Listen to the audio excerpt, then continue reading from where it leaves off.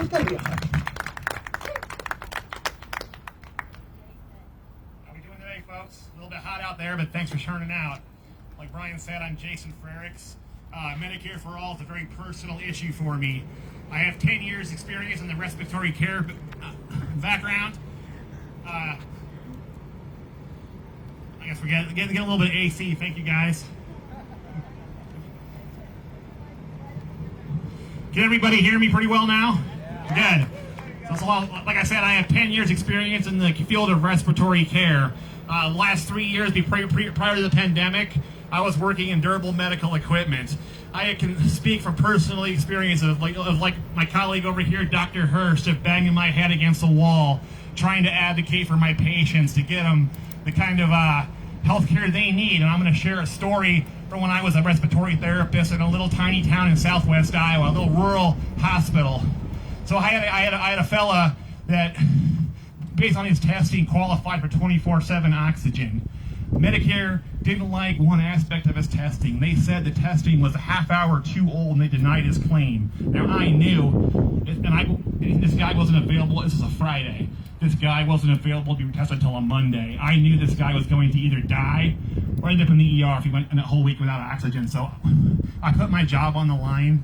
I loaned this guy a concentrator for my department's personal equipment, knowing if this guy steals it or damages it, I'm out of a job. But my morality won out, and thankfully, he did the right thing. I was able to get him requalified. But why was this is a government payer? Why were they overriding what a doctor said he needed? People who aren't doctors. I mean, so Medicare as we have it right now is not as good as Medicare for All. On Thursday, I was speaking to a friend of mine in Page County, Iowa, a little county in southwest Iowa. She was telling me she needed 2 different insulin drugs, and what the cost of one drug was about $1,200, and the other drug was $1,300. Thankfully, she has a supplement to her Medicare. She can afford to have a supplement, so she had no out-of-pocket cost. But what about somebody who doesn't have that supplement? So that means that person, how many of you right now could pay $2,300 for a drug? Raise your hand if you could do that right now. Yeah, I think anybody could. Almost nobody can do that. So why are we making our seniors, the people who built this state, the people who built this country, why are we making our seniors decide between medication, food, and rent? Why are we? That's immoral. Immoral. Now, if you look at, there's a wonderful medical journal called The Lancet. They've done a lot of great studies about Medicare for All. They have proven that Medicare for All would save this country $450 billion a year and would save 68,000 lives per year. And if you look at pretty much every civilized country in the world, we're not one, unfortunately. Every civilized country in the world, they have better outcomes than we do. They spend less on healthcare than we do. And the people are healthier. They live longer. They have lower infant mortality rates. They have lower rates of drug addiction. It's because they treat public health as a universal right. Why are we not doing that? We have a lot of talented people in the state, a lot of talented people in this country. There is no reason that we should not be doing this. And so now, next year in Iowa, we haven't got an election coming up. We got a really horrible governor back there, and I would say this: that Iowa was safer when she was driving around drunk than we are with her in that governor's house, in that over there, right in that building right now. And I'm not trying to be crass, I'm not trying to badmouth anybody, but it's true. It's true. And so what I want you to do is when you're thinking about who to vote for, I want you to really look at those candidates closely. Any candidate who's come through this pandemic is not on board with Medicare for All is not a candidate that you should support. Any candidate, there's a study done by epidemiologists at Yale University that has shown that people who are pushing the so-called public option, it would actually be more expensive than our current system and be less effective, and you get less health care. So, this is a no-brainer to me. Any candidate that's not for Medicare for All is not for Iowa and is not for the people. Thank you very much.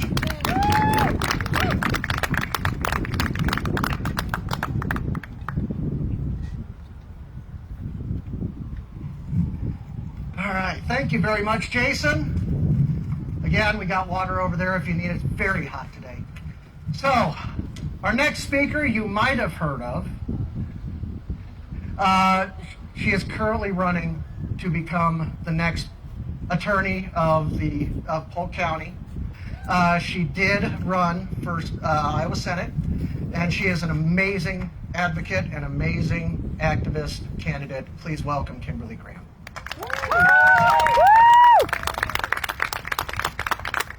Good afternoon, everyone. No, yes. Okay, good. There we go. My name is Kimberly Graham.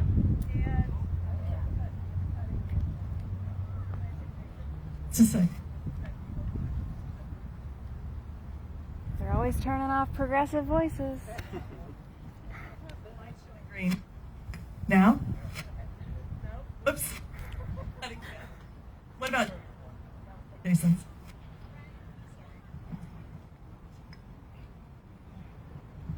Okay, now. Yes. Good. Okay. Small victories. My name is Kimberly Graham, and as Brian mentioned, I ran for United States Senate in 2020 because the number one issue of my campaign was healthcare justice, and specifically universal single payer, otherwise known as Medicare For All. So I went around the state to all 99 counties speaking with Iowans about Medicare For All. And I can tell you that universally, this is something that Iowans want and Iowans need. This is a very, very popular policy. So don't believe politicians that try to tell you they can't say that because then they won't win. That's just absolutely false. We must have a universal single payer or Medicare for All plan in this country. As Justyn said, we are the only developed nation that does not guarantee healthcare as a human right to its people.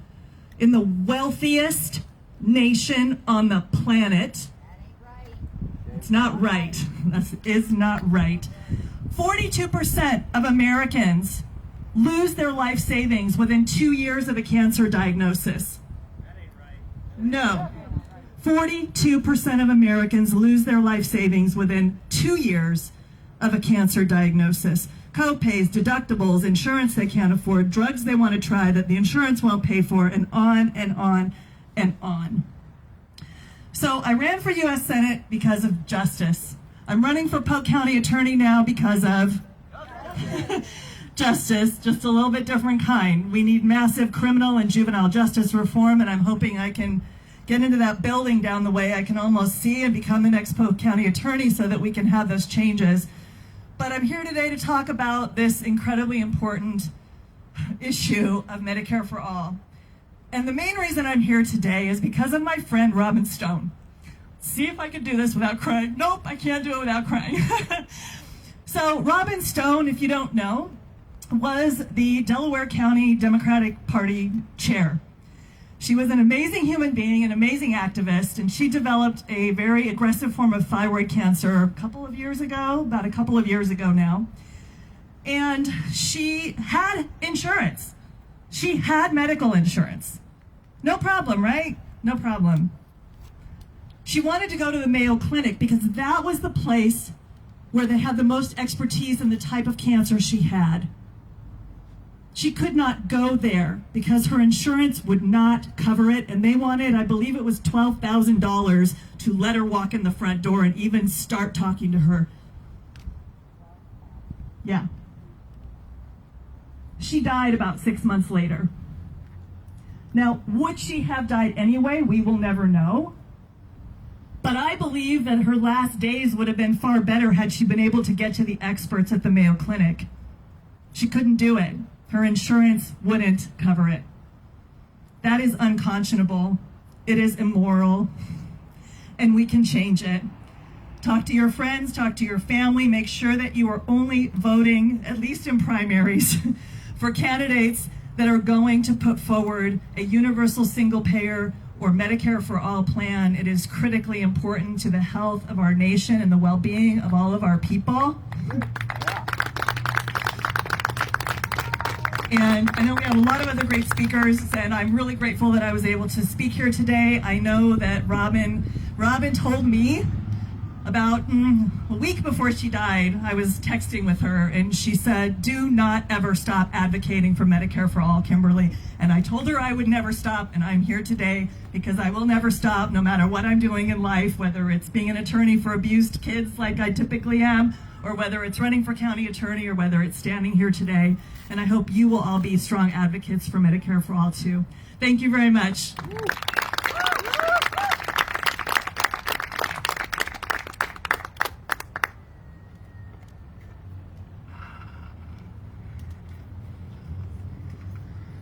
Thank you very much, Kimberly, and I appreciate you being here. Our next speaker is a very passionate, fiery person. She is also somebody that I would call an activist candidate, and quite frankly, somebody that I think this city needs very badly. She's running for the Ward 3 spot for City Council here in Des Moines. I want you to all welcome Brandi Weber, please.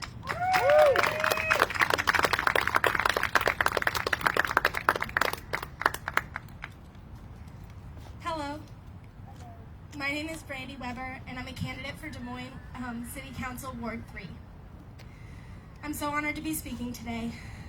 In preparation for my speech, I started listing off all the instances I could think of where our broken healthcare system has let down or negatively impacted me or somebody I love. Eventually, I had to stop because my list was way too long for a 10-minute speech. My first thought was, wow, we are a very unlucky bunch. But that isn't the truth. The truth is, this is sadly the case for most American families. As we recover from this terrible pandemic, it has become more apparent than ever that we have a broken and exploitative healthcare system. Today, 90 million Americans are uninsured or underinsured. Think about that statistic for a moment. 90 million Americans, uninsured or underinsured. Why is it that in one of the wealthiest nations in the world, we don't recognize healthcare as a basic human right and provide universal care to every American? Why is it that in one of the wealthiest nations in the world, medical debt drives 500,000 individuals into bankruptcy each year? The answer is quite simple. Americans are struggling because of the greed of the private insurance industry and the members of Congress they buy off to sell us the lie that Medicare for All can't work here. Amen. My own family has had plenty of tragedy because of the for-profit healthcare industry. I grew up poor, and our healthcare system isn't designed to work for the poor. A few years ago, my mother had to go to the emergency room. After not being taken seriously for years after a work-related injury, she was finally diagnosed with spinal stenosis. My siblings and I had to fight tooth and nail to get anyone to take my mother seriously. We had to advocate for her in regards to her insurance providers, doctors, specialists, surgeons, the whole gambit of our healthcare system. Finally, after 2 surgeries, she was expected to make a great recovery. I wish that I could end that story with, and everyone lived happily ever after, but that isn't what happened. You see, after her work injury, she was put on disability and no longer able to work. Since she can't work and her disability barely covers living expenses, she can't pay for the physical therapy she needs to recover.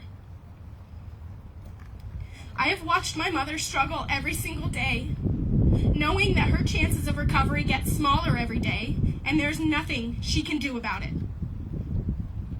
I wish my story were unique, but I'm sure that everyone here has a story similar to mine and my family. And yet, our representatives continue to do nothing. I'm tired of watching insurance and pharmaceutical companies maximize their profits by bankrupting our sick and vulnerable. And I'm tired that year after year, Congress sides with these titans of greed as our healthcare system continues to become more corrupt and broken. As voters and advocates for healthcare as a basic human right, we have a responsibility. And that is to end the scourge of greed and corruption by supporting candidates who will fight for Medicare for All. While I understand that Medicare for All is a federal issue, I promise today that if elected to the City Council, I will fight to pass a citywide resolution in support of Medicare for All. Yes. Because the fight for Medicare for All and swaying public opinion starts at the local level, we'll build support from the ground up. I'm here today because a person should not have to have a good job and money in order to get quality health care. I'm up here today because my fight for my mom didn't end at that hospital. And I'm up here today because I'm ready to fight for you and your family too. Thank you.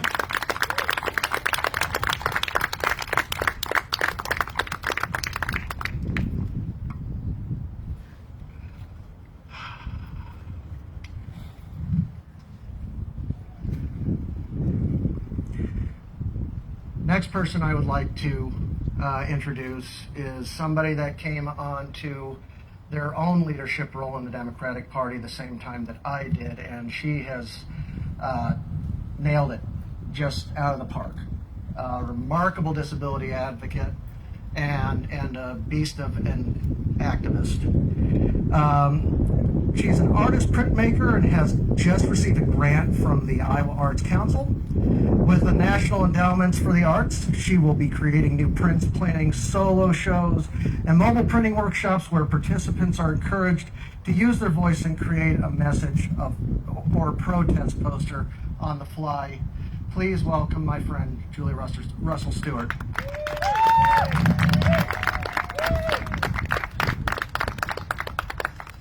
Thanks for the introduction, Ryan, and thanks for inviting me to be part of this day. I'm Julie Russell-Steuart. I'm the current chair of the Disability Caucus, Iowa Democratic Party. I'm standing before you, a white woman with dark brown hair pulled up today because of the heat, wearing glasses and a brown jumpsuit with a cicada pendant necklace. That's a visual description for those of you that might not be seeing me. I have a disability, a hearing loss, and without my hearing aids, I'm mostly deaf. I'm an artist and printmaker who found a voice through making art.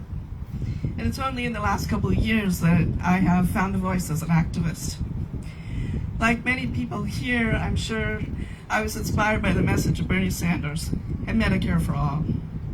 I went from being a volunteer to stepping into the role of field organizer for Butler, Grundy, and rural Blackhawk counties. And that was the hardest thing that I've ever done, and especially with a communication challenge. When I knocked on doors, hands down, the biggest topic was healthcare. I met so many people who were so worried, so crushed by a personal situation involving their health. Like nothing else, the idea of Medicare for All has activated people all over this country to fight for a better way of doing healthcare. Thanks to all the activists like you, the progressives in office, those are running for office, and Senator Bernie Sanders, healthcare for all has remained on the front burner.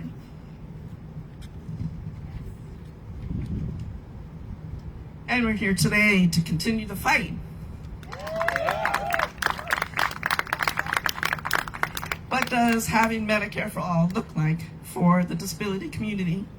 First, I gotta tell you, it's a big community with 1 in 4 Americans having a visible or invisible disability. It's 26% of the population in the United States. And we're the largest minority group and probably the hardest to pin down.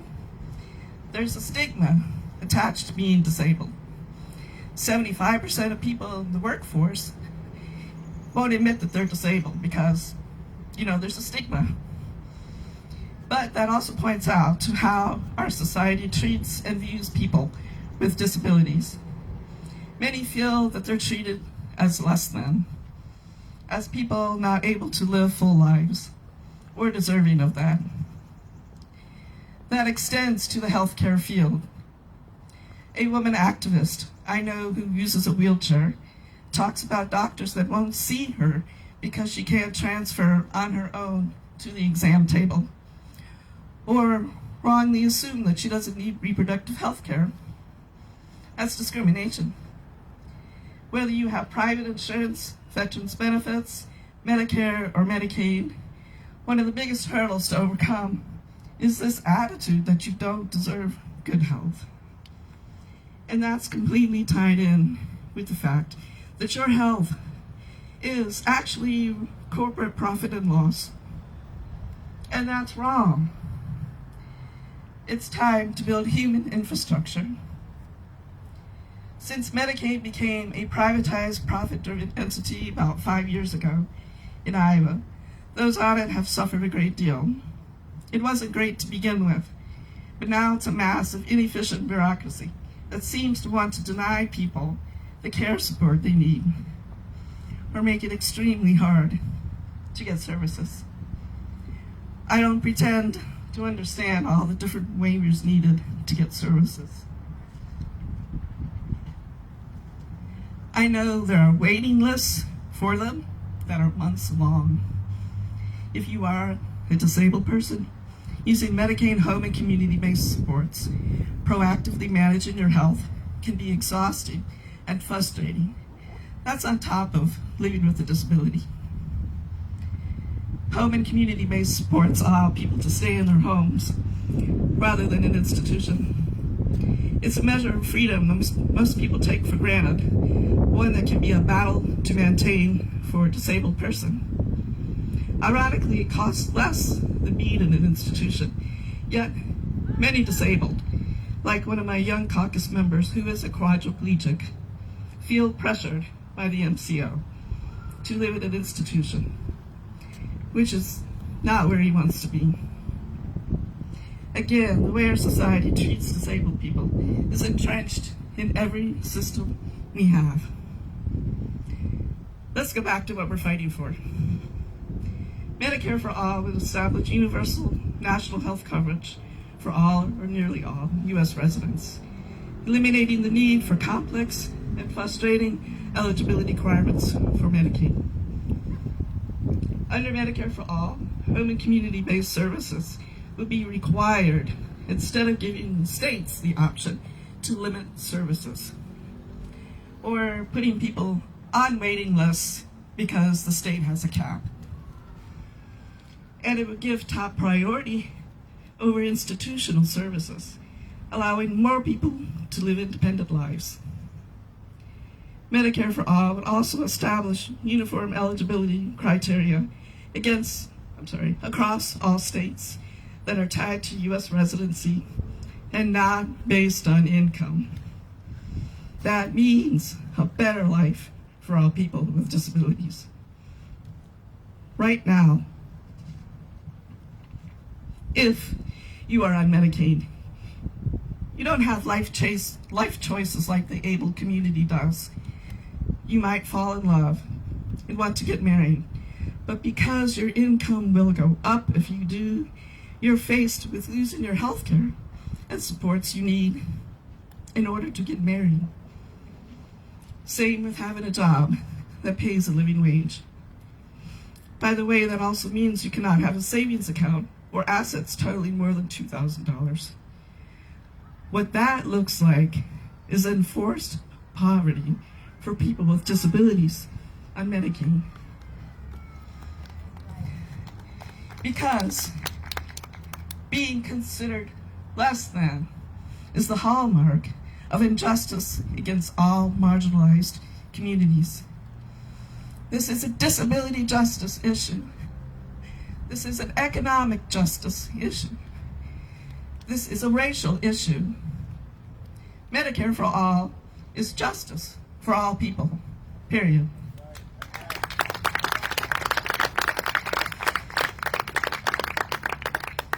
I know I've talked a lot about Medicaid, but what if you are struggling silently with one of those invisible disabilities? Maybe you have a mental illness or a chronic illness and have a tough time with your regular insurance company getting covered services. Think about the relief you would feel to know that it's no longer a battle with the insurance company. The relief you would feel to know that you could just concentrate on doing better. The relief a parent like me would feel to know once my child ages out of our veterans benefits she will be okay, even if she hasn't found a job that provides insurance. It shouldn't be tied to whether you're working or not. Healthcare is a human right. We all deserve that. We all deserve to be treated as human beings with full lives to be led and so much to contribute, not a profit-making transaction.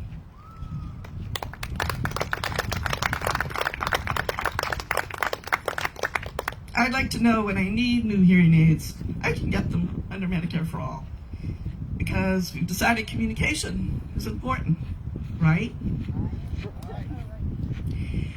So I cannot tell you how wonderful it is to be here with you all, communicating and listening to. I'd like to acknowledge that July is Disability Pride Month and the 31-year anniversary of Americans with Disabilities Act. With one in four people having a disability and the likelihood of becoming disabled as we age, the distinction of disabled or not begins to blur. We are you.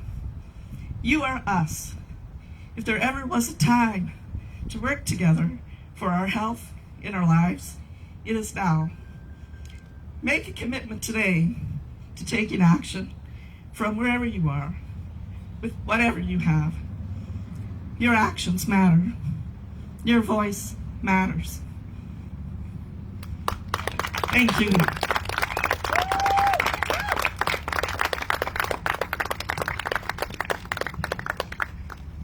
Thank you so much, Julie. Our next speaker is another Des Moines Council candidate who is building a campaign of togetherness, of coming together at the and speaking to everybody at the table and making sure everybody's heard. Please welcome Justyn Lewis, running for at-large Des Moines City Council. Hello, everyone. Thank you. All right, let's hope that my phone doesn't die on me from the heat. But first off, let me thank everyone for being here today. Brian, thank you for allowing me to speak and share my heart. So one thing I want to start off with is, I got 3 statements. So Black Lives Matter, Stop Asian Hate, and no one is illegal on stolen land. I'm coming in hot today, sorry. But I want to start off with a personal story, and this will express why this is a personal issue for me. So I graduated from college in 2012, came back home, Des Moines, the city that I love, to start a small business because I was riddled with debt. And the only way to get out of debt was to start a small business. Started Lewis Lawn and Labor Incorporated, and started to grow that company from a small business loan of $100 from my dad. So with that, we grew it to a plethora of accounts, and me and my wife was ready to start a family. And what we started to realize was we couldn't afford health insurance. Well, we could, but it was a high deductible plan. So we get on that plan, my wife gets pregnant, my wife gets pregnant, and we are left with a $10,000 bill from our first child. And then we wonder why millennials aren't having children. And we wonder why our population is starting to slow down and not grow. Because our structure is hindering the next generation.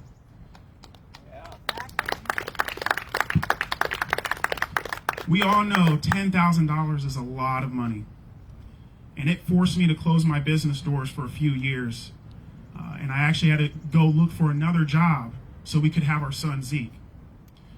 With that job, it was free to have my son. It was completely free. And everyone should have that opportunity to grow their family, make sure that they have that safety net, that they will be captured and caught, and they won't fall through the cracks of our healthcare system.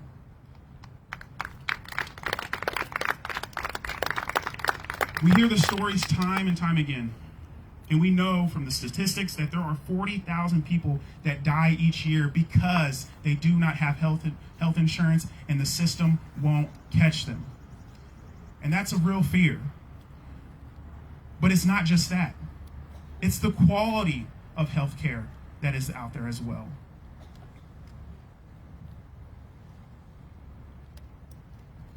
So Medicare for All, yes. And with this seat that I will win this November 2nd, I will be an advocate for that time and time again. I will show up in spaces, I will sound the alarm, I will blow the trumpet and make sure that that is the standard going forward. And I will constantly push for it because it has affected my life. And I'm here to be a champion for it.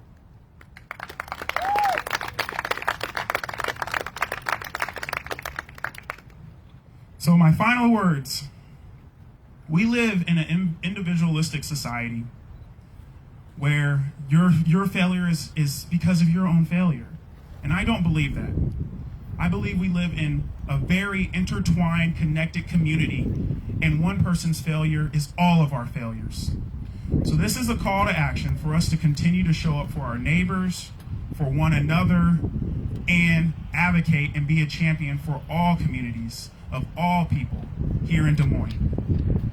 So what I need you to do in the coming weeks, reach out to your neighbor, introduce yourself, build a relationship so that they know that they can rely on you.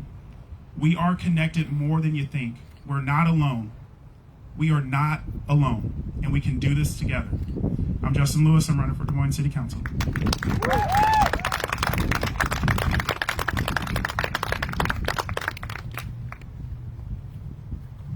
Yeah. Thank you very much, Justyn. I'm glad the breeze that I ordered came in. You're welcome. I do my best. Our next speaker, first time I ever met her was at the supervisors. It was at a supervisors meeting for raising the minimum wage, and she annoyed Tom Hawkinsmith enough that she got carted out by the police. And I thought, I like her. She is a firebrand. She is a member of Iowa Citizens for Community Improvement. And one of the most badass women that I know. Please welcome Cherie Mortice. Thank you, Brian. Thank you. Hey, y'all, thanks for showing up. I know it's getting hotter and hotter out here, but we're raising the temperature, and you know, that wasn't the last time that I got thrown out of a governmental meeting, and it won't be the last. Because you know what? We have a very corrupted system here. You all know that. Many of you have been in this battle for quite a while. But I'm here today to tell you all to claim your collective power, because this is really about a people movement, and that's the only way that we're going to get Medicare for all. That is the only way. We are the change we've been waiting for. This is the leadership that we've been waiting for, and we're not going to stop, because what they want us to think is that we don't have power. And we do. We have the collective power, and we have the authority and the agency to push on this day in, day out, and stand shoulder to shoulder. And that's what these kind of rallies are about. Because they start with us, where we come from, and we talk to our families, and our neighborhoods, and our communities, and we begin to draw people in. You know, we are starting to bring in candidates from our own movements. Is that exciting? We are seeing non-traditional, which is a good thing, candidates. We are starting to see candidates come who are not sellouts, who have embraced the moral imperative. And by God, I'll tell you this, we have the moral high ground, and we have to continue to claim it. Now, what the pandemic has done is it's just amplified our horrible system of health care, hasn't it? And so we all knew it was bad before, and the pandemic just reaffirmed what we already knew. But you know what? We got to use this, because we need energy. We need energy from things that happen, but we need energy from each other. And I think that's what grassroots organizations are really good at. You all folks, you're good at that. And that's how we drive this bus right through this phony resistance, that we can't afford it, that isn't what people want, that it costs too much, it'll crash our economy. Bullshit!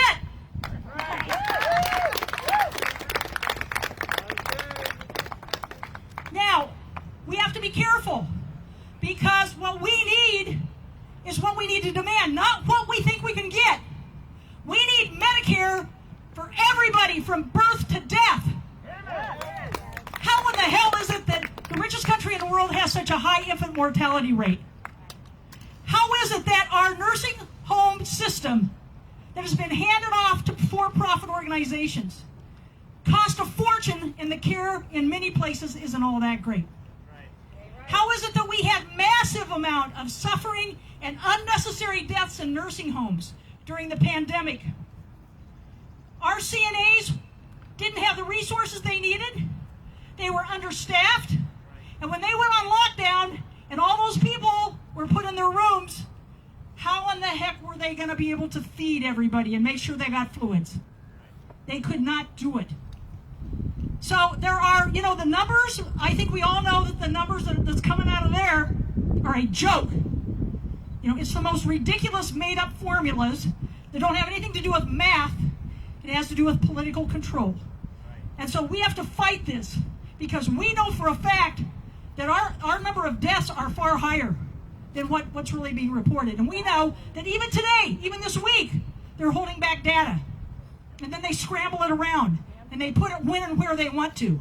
This is a truly, truly corrupt administration. And so we got to remove Kim Reynolds and her posse. So I want you to repeat after me. I believe that health care is a human right. I believe that we have the power and agency to win. I say rise up. You say fight back. Rise up. Rise up. Rise up. Rise up. This is how we get it done, folks. Thanks for coming. Y'all are great.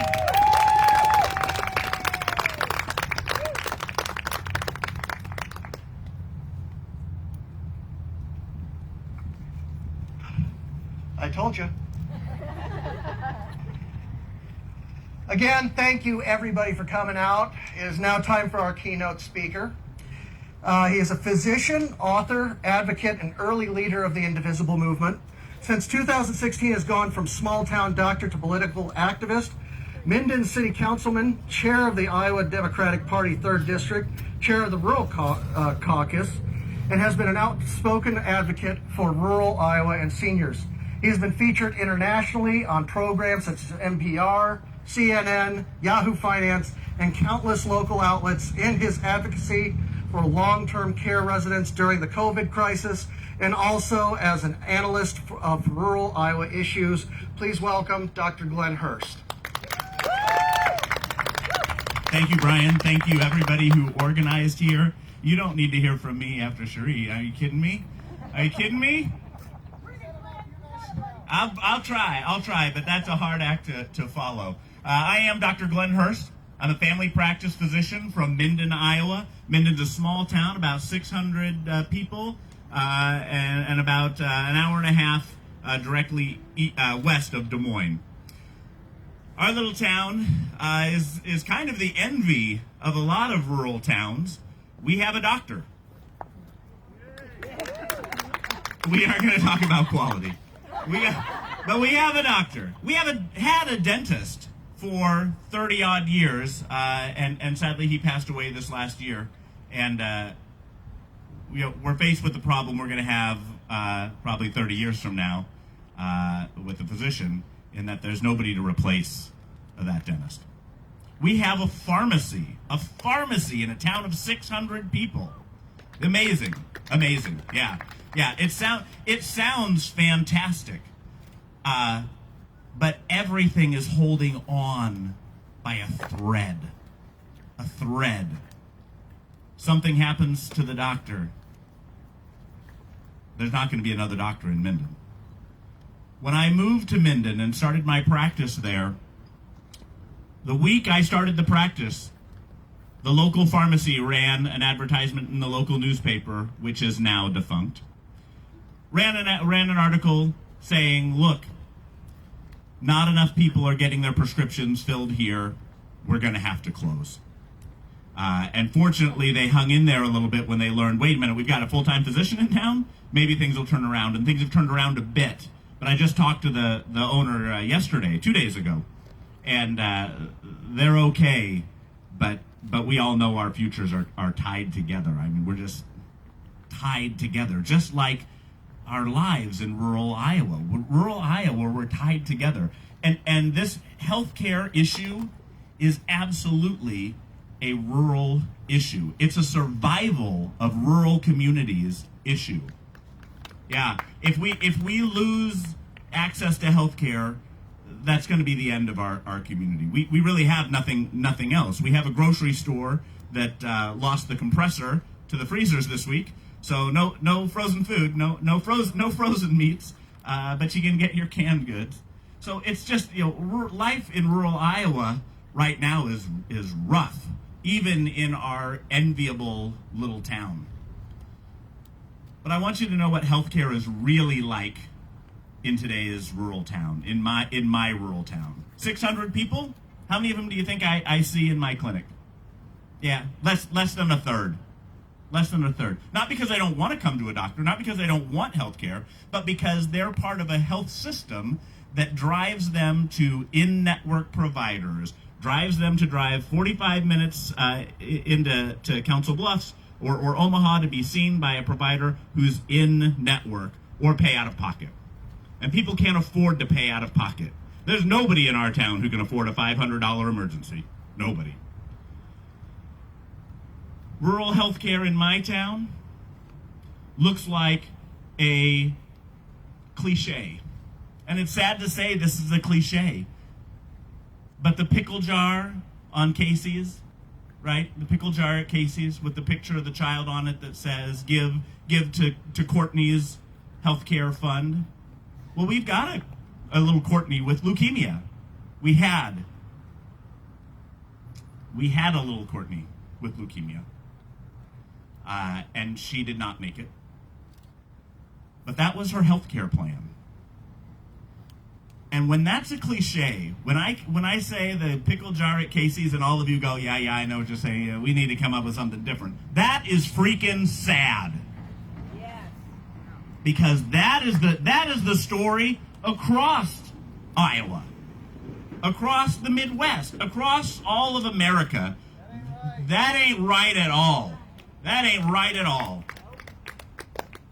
Healthcare in my community looks like a man who comes into my clinic and says, I think I got a hernia. A couple of days ago, I felt something pop over here, and it's kind of sore now. And I touched this guy's abdomen, and it's lumpy. And there's nothing that's going to reduce there. There's nothing to push back in. This guy's skin is yellow. He looks sick. He's thin in the face. Take care of his family, take care of his parents. That's how he came to me. He finally decided to bite the bullet and spend the money and come in. I knew he didn't have a hernia. We sent him in for x-rays and ultrasounds and all the studies you do, and of course, he has metastatic colon cancer to his liver. So this man's introduction to healthcare was hospice. And he passed away from a condition that we can prevent 99% of the time with a simple procedure like colonoscopy. But because of the money out of pocket, he never went and had that done. So we've lost another patient, another family member in our clinic, and our clinic's like a family. Healthcare in my community looks like slow, painful death. And that's what our rural communities are going through, slow, painful death. Now, I could take all of those stories and just change the location, right? Because this is not just a rural Iowa problem. This is a communities of color problem. This is an inner city communities problem. Right? This is a communities of immigrants problem. This is an Iowa problem, and it's one we must have somebody who has the courage to face it. Chuck Grassley has failed to address the needs of rural Iowa by not supporting Medicare for All. And we'll get to how Medicare for All solves all of those problems. He has failed all communities in Iowa by not signing on to Medicare for All. He has failed Iowa as a state by not signing on for Medicare for All. And my friends, don't doubt for a second that this isn't about racism, that this isn't about xenophobia, right? That this isn't about privilege and belief in supremacy, which is all about power, right? This is a problem about power, and Chuck Grassley trying to retain that power for the people with wealth at the top and denying it to the rest of us. He believes in a plan in which it's okay for some people not to have health care. Which person shouldn't have health care? Should it be Amanda?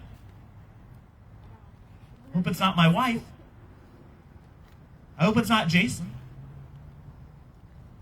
That's the plan that he's set up. That's the plan he's behind. That it's just going to be okay for some people to have a liver cancer that kills them that could have been prevented. Right? So we've got to change that. We've got to get the power from here, right, to the people, right? People power has got to be the answer. And if we don't have access to health care, our people don't have power. So we've got to get all power to the people, right? We've got to get all power to the people. We've got to get all power. We've got to get all power. All power. All power. All power. And we achieve that by starting to get health care for everyone. Because if you don't have strength, if you don't have access, if you can't see, hear, move, you're powerless. Right? Medicare for All puts that power back to the people. Right? Medicare for All is a broad swipe at how we take care of people. It's more than just Medicare. I tend to say health care for all, but Medicare for All does some real specific things. It pulls in dental, which isn't part of insurance, right? I'm sure your family didn't have the dental plan added in there. $10,000? Heck no. There wasn't dental in that plan. Vision? There's no vision in most plans. Hearing? No coverage for hearing in most plans. Medicare for All covers us, just like Cherie said, from birth to death. Birth to death. And we've got to make sure that everyone always, and I mean everyone, always has access to health care. Yeah. Because it's so simple, right? It's so simple. When our children's teeth are not decaying and painful and falling out of their head, Iowa wins, right? Yeah. When our kid can see whatever's going on at the front of the classroom, I always want to say blackboard, but then you think I'm old. When we assure that, Iowa wins, right? When we assure that you can hear the laughter of your grandchildren and your kids, Iowa wins, right? Yeah. When we assure that people who live with disability have an equitable access to all services, what happens? Iowa wins. Iowa wins, right. When we make sure that the seniors who live in our community are able to live and die in that community, Iowa wins. when we're able to deliver babies in our communities, and when we're able to have healthcare services and community health projects that let people like Chuck Grassley move into retirement and take care of himself, Iowa will absolutely win in that situation. And that's what we have to assure, right?